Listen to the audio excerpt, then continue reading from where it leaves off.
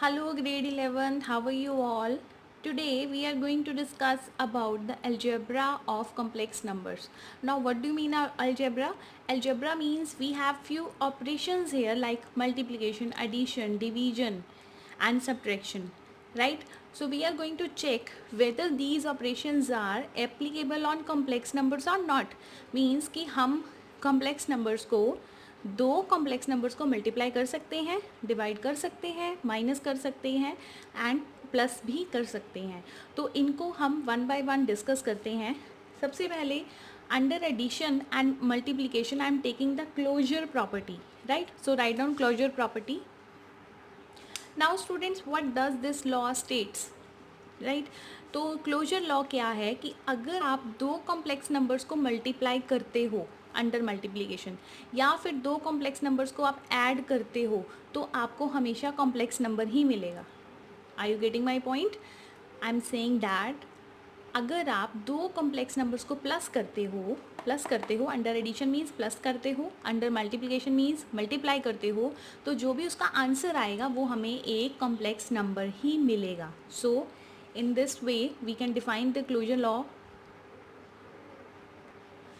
The sum of two complex numbers is a complex number, right? Sum of two. जैसे कि आप दो complex number लेते हो, अगर Z1 and Z2 are two different complex numbers और उनको आप प्लस करते हो तो आपको कॉम्प्लेक्स नंबर ही मिलेगा. Similarly multiplication of two complex number is a complex number. Z1 Z2 is a complex number. तो बेटा ये जो लॉ है, ये जो प्रॉपर्टी है, उसका एक स्पेशल नेम है. उस स्पेशल नेम को उस प्रॉपर्टी को हम क्या बोलेंगे? Closure law, right? Come to the example related to this. तो बेटा देखो, मैंने यहाँ पर दो कॉम्प्लेक्स नंबर लिए. Z1 को मैंने लिया 2 + 3 iota and Z2 is 0 + 2 iota. तो अब आपने इनको प्लस करना है. तो प्लस किस तरह से करना है? रियल पार्ट को रियल पार्ट से प्लस करोगे आप, राइट? और इमेजिनरी पार्ट को इमेजिनरी पार्ट से प्लस करना है. ठीक है, इस तरह से इनकी एडिशन होती है. Real plus real, imaginary plus imaginary. So you are getting 2 + 5 iota which is a complex number. Similarly अगर आप इनकी मल्टीप्लाई करते हो, Z1 = 2 + 3 आयोटा, Z2 = 0 + 2 आयोटा. तो Z1 × Z2 means 2 + 3 iota, 0 + 2 iota. तो 0 + 2 आयोटा को आप एज इट इज़ लिख दोगे 2 आयोटा. मल्टीप्लाई कीजिए इनको. 2 × 2 4 iota plus 3 × 2 6 iota into iota. Iota को दो बार मल्टीप्लाई करने पर हमें मिलेगा 6 iota square. And what is iota square? Iota square is -6. तो बेटा ये भी एक कॉम्प्लेक्स नंबर ही है, 6 + 4 आयोटा. तो जब भी आप मल्टीप्लाई भी करोगे तो आपको कॉम्प्लेक्स नंबर ही मिलेगा. तो इसका आंसर आया -6 + 4 आयोटा. ठीक है, हमेशा रियल पार्ट को आप पहले लिखोगे, इमेजिनरी पार्ट को बाद में लिखोगे. Come to the next property. Now the next property is commutative law. What is commutative law? I think you are already aware about its name. In the lower classes you have studied about the commutative property which is related to the real numbers. जैसे 2 + 3 = 5. Similarly 3 + 2 is also equal to 5. The same law will be applicable in complex numbers too. So for any two complex numbers Z1 Z2, Z1 + Z2 किसके equal होगा? Z2 + Z1 के. तो हमने इसको एक छोटी सी example लेके सॉल्व किया है. हमने Z1 ले लिया 1 + आयोटा, Z2 हमने लिया 1 - आयोटा. दोनों को प्लस करो. Z1 + Z2 1 + iota plus 1 - iota. Iota iota cancel, 1 + 1 2, right?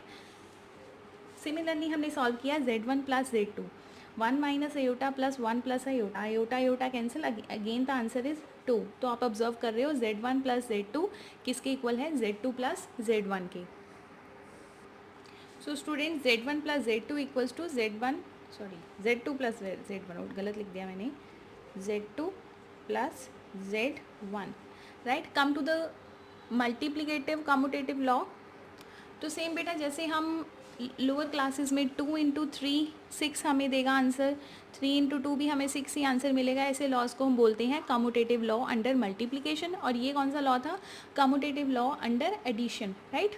तो यहाँ पर भी आप Z1 और Z2 को मल्टीप्लाई कीजिए या फिर आप Z2 और Z1 को मल्टीप्लाई कीजिए, आपको सेम ही आंसर मिलने वाला है. तो Z1 मैंने लिया 1 plus iota, Z2 is 1 minus iota, Z1 Z2 1 plus iota 1 minus iota, it is a plus b a minus b, a plus b a minus b, which is equal to a square minus b square, means 1 minus iota square. Iota square is minus 1, minus minus plus, answer is 2. Come to the next, Z2 Z1.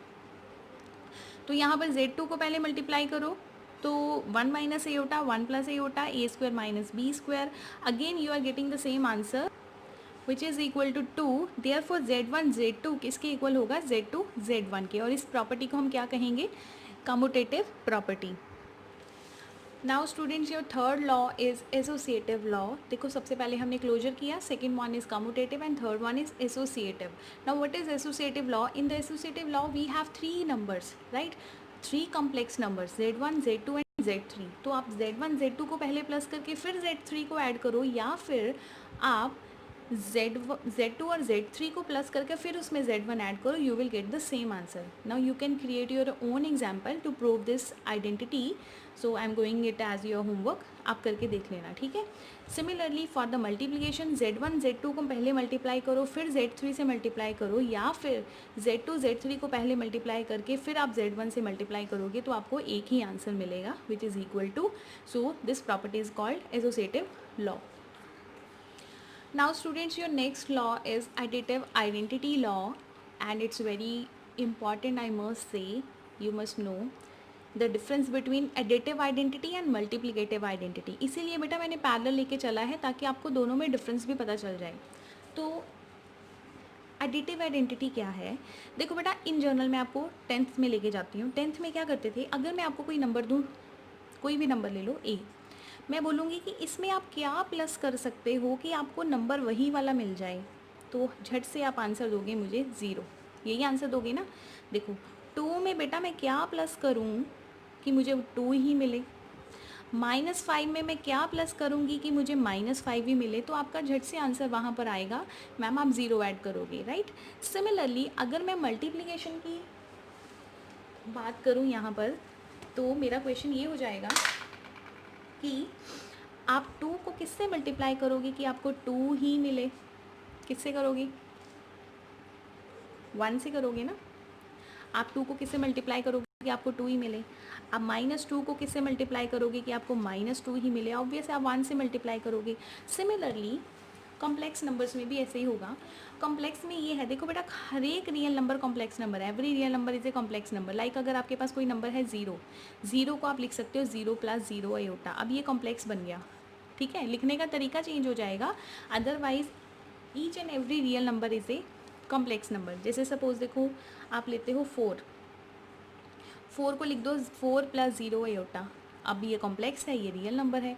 Then every real number is a complex number. याद रखना है, लिख लो, every real number is a complex number.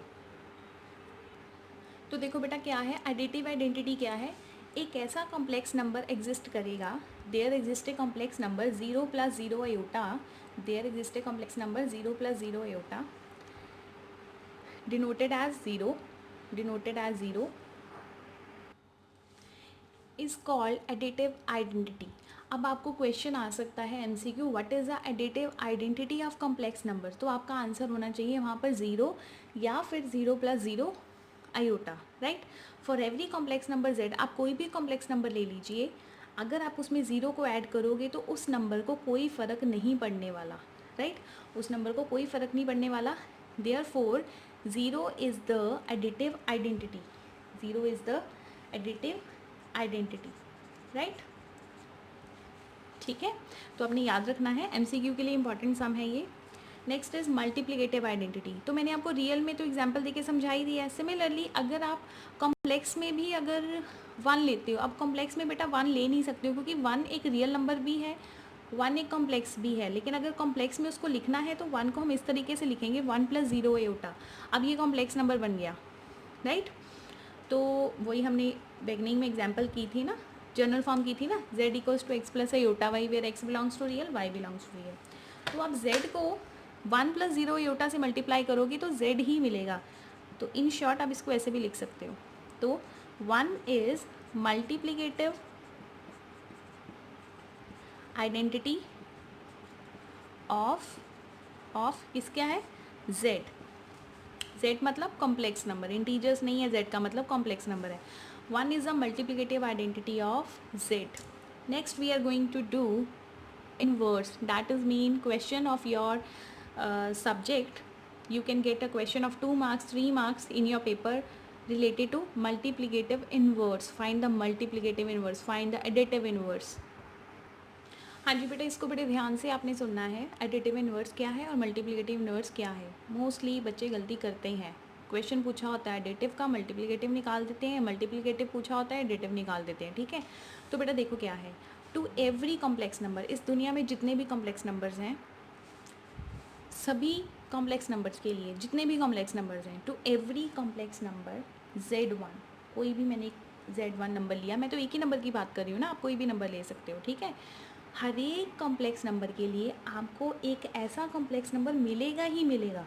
वो कैसा होगा, -x plus iota of -y, such that जब आप इन दो कॉम्प्लेक्स नंबर्स को प्लस करोगे आपको क्या मिलेगा, क्या मिलेगा, आइडेंटिटी. देखो एडिटिव की आइडेंटिटी क्या थी, ज़ीरो थी ना. तो आपने इसको याद कैसे करना है, किसी कॉम्प्लेक्स नंबर को दूसरे कॉम्प्लेक्स नंबर में प्लस करने पर अगर हमें आइडेंटिटी मिलती है, I am repeating once again, एक कॉम्प्लेक्स नंबर को दूसरे कॉम्प्लेक्स नंबर से प्लस करने पर अगर हमें आइडेंटिटी मिलती है तो उस कॉम्प्लेक्स नंबर को, कौन से वाला, Z2 को हम कहेंगे, Z2 is called additive inverse. Z2 is called additive inverse. Clear. ठीक है बेटा, लोअर क्लासेस में आ जाओ. देखो मैं बोलूँगी 2 का एडिटिव इन्वर्स कौन सा है कि आपको आइडेंटिटी मिले. आप इसमें -2 ही तो प्लस करोगे और तो कोई नंबर कर ही नहीं सकते. ठीक है, मतलब उस नंबर का हमने नेगेटिव लेना, अगर उस नंबर का हम नेगेटिव ले लेते हैं तो हमें आइडेंटिटी मिल जाती है. और आइडेंटिटी क्या है इन्वर्स की, एडिटिव इन्वर्स की, 0. ठीक है, आइडेंटिटी क्या है, 0. अब आ जाओ मल्टीप्लिकेटिव की, कि आप इस कॉम्प्लेक्स नंबर को z1 को for every complex number z1, इस कॉम्प्लेक्स नंबर को किस नंबर से मल्टीप्लाई करोगे कि आपको आंसर मिले आइडेंटिटी. क्या आंसर मिले, आइडेंटिटी. और मल्टीप्लिकेटिव की आइडेंटिटी क्या है, अभी मैंने करवाया है 1, पीछे किया ना हमने. मल्टीप्लिकेटिव की आइडेंटिटी क्या है, 1. मतलब मेरा कहने का ये है कि आप एक कॉम्प्लेक्स नंबर को किससे मल्टीप्लाई करोगे कि आपको 1 मिले. ये तो ऑब्वियस है ना कि आप z1 को 1/z1 से ही मल्टीप्लाई करोगे तभी आपको 1 मिलेगा. अब वो 1/z1 दिखता कैसा है, वो ऐसा दिखता है. ठीक है, x/x² plus y² plus iota minus y, इसको z2 मत लिखो, इसको 1/z1 ही लिखो. We have a complex number 1/z1 और 1/z1 की वैल्यू ये है. इसको क्रैम नहीं करना, इसको भी प्रूव करते हैं कि कैसे बनी है. x/x² plus y² plus iota minus y/x² plus y². तो बेटा ठीक है, z1 को किससे मल्टीप्लाई करोगे, 1/z1 से, तो आपको क्या मिलेगा, 1. और 1 क्या है, आइडेंटिटी. देखो आइडेंटिटी डिफरेंट होगी. अगर एडिशन की बात कर रहे हो आइडेंटिटी है 0, अगर मल्टीप्लिकेशन की बात कर रहे हो आइडेंटिटी है 1.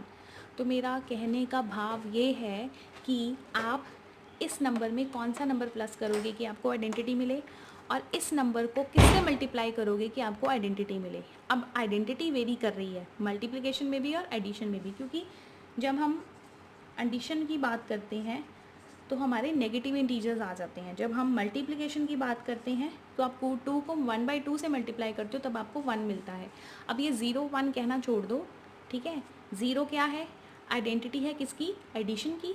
और 1/1 क्या है, आइडेंटिटी है किसकी, मल्टीप्लिकेशन की. ठीक है, तो अब इसको एग्जाम्पल से हम प्रूव करते हैं.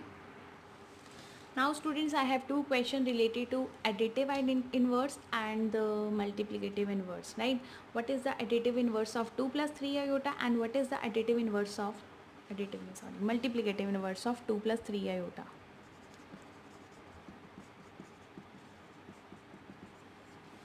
ठीक है, तो अब देखो इस 2 plus 3 iota में मैं यहाँ पर कौन सा नंबर प्लस करूँ कि मुझे 0 आंसर मिले. ऑब्वियस सी बात है बेटा, यही करोगी. यही करोगे ना, तभी आपको 0 आंसर मिलेगा। अब 2 + 3 आयोटा को किससे मल्टीप्लाई करोगे कि आपको आइडेंटिटी मिले, मतलब 1 मिले? किससे करोगे? 1/2 + 3 आयोटा से, ठीक है। तो ये तो हमें इसका तो एडिटिव इन्वर्स पता चल गया। एडिटिव इन्वर्स इज,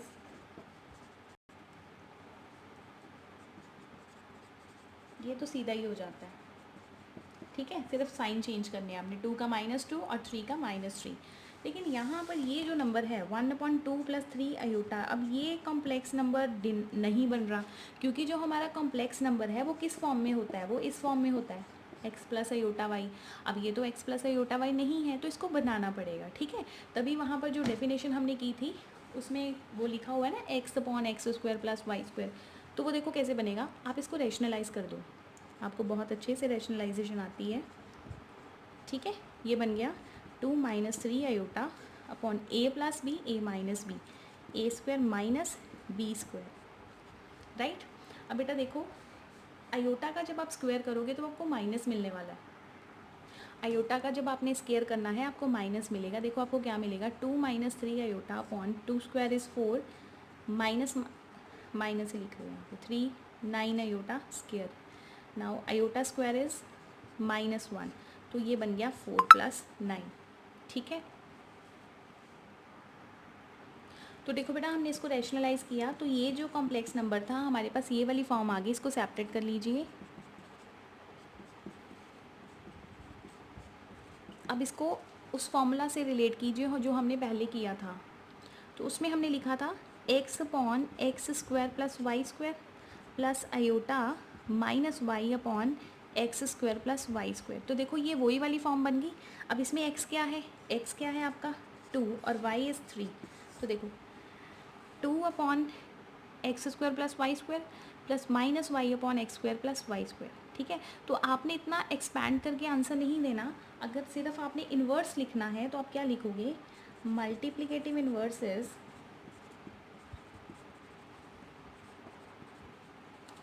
क्या होगा आपका इन्वर्स, क्या आया था 2 - 3 आयोटा बाई 13। तो ये आपका आंसर होगा, multiplicative inverse is 2 - 3 iota by 13। तो इस तरह से आपने मल्टीप्लिकेटिव इन्वर्स निकालना है।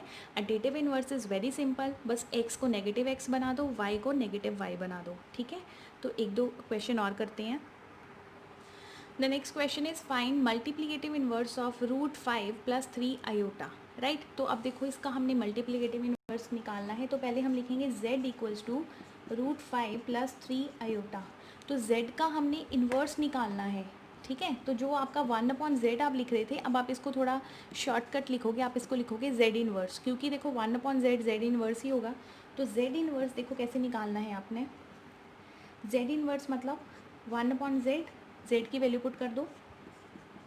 तो अब हमने ये इसको रैशनलाइज करना है, ठीक है। इसको रैशनलाइज करो, सिंपल है, मल्टीप्लाई कर दीजिए। √5 - 3 iota a + b a - b a² - b², ठीक है। इट बिकम्स √5 - 3 आयोटा अपॉन √5 का स्क्वायर करोगे तो 5 आएगा, आयोटा का स्क्वायर करोगे तो -1 आएगा, माइनस माइनस प्लस प्लस 9। बस बेटा ये सिर्फ ध्यान से करना है आपने, आयोटा स्क्वायर -1 देगा हमें और आयोटा स्क्वायर हमें -1 देगा, राइट। आयोटा स्क्वायर की वैल्यू हम क्या पुट करेंगे, -1। ऑलवेज कहीं पे भी आयोटा स्क्वायर होगा आपने -1 पुट कर देना है, ठीक है। तो ये आपका बना √5 - 3 आयोटा अपॉन 14। तो आपके पास आपने इन्वर्स निकाल लिया है, तो आप लिखोगे z inverse equals to √5 - 3 iota upon 14, right.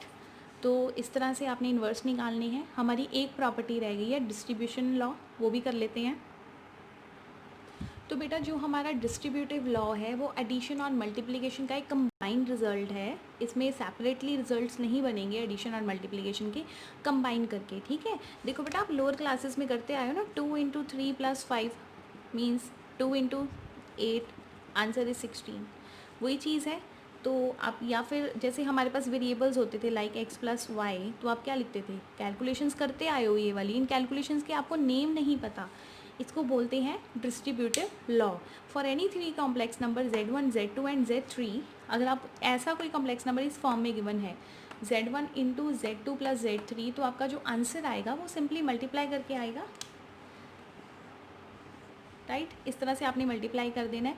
देखो रियल में तो आपको पता ही था कि करना ही करना है, कॉम्प्लेक्स में भी ये वाले लॉज एप्लीकेबल हैं जो रियल वाले लॉज हैं, ठीक है।